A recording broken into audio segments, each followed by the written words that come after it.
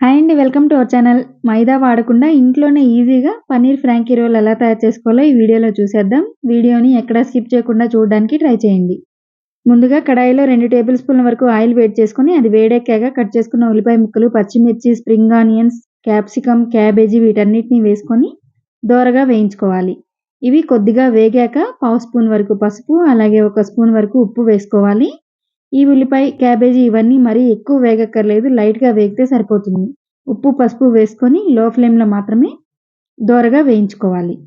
ఈ కూరగాయలన్నీ వేగేలోపు మనం చపాతీ పిండి కలుపుకొని గోధుమ పిండితోటి చపాతీలాగా చేసుకోవాలి. రౌండ్ చపాతీలాగా చేసుకొని రెడీగా ఉంచుకోవాలి.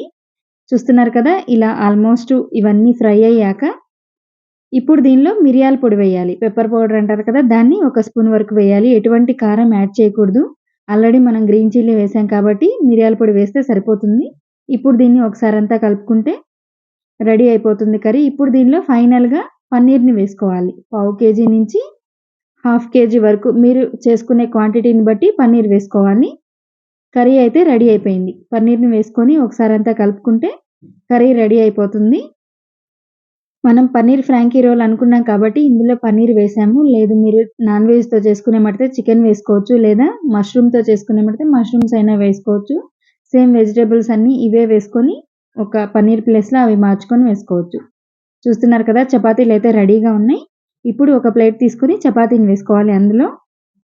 దాని మీద షెజ్వాన్ సాస్ ఉంటుంది కదా! అది కొంచెం స్పైసీగా ఉంటుంది. దాన్ని వేసుకోవాలి ఇలా. స్ప్రెడ్ చేయాలి. చపాతీ మొత్తం స్ప్రెడ్ చేసుకోవాలి ఇలాగా. మీరు షెజ్వాన్ సాస్ వద్దు అనుకుంటే నార్మల్ టమాటా సాస్ ఉంటుంది కదా! చిల్లీ, టమాటా 2 కలిపి అదైనా వేసుకోవచ్చు.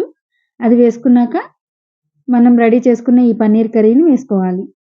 ఫైనల్‌గా పైన చీజ్ ఉంటుంది కదా! దాన్ని ఇలా తురుముకోవాలి.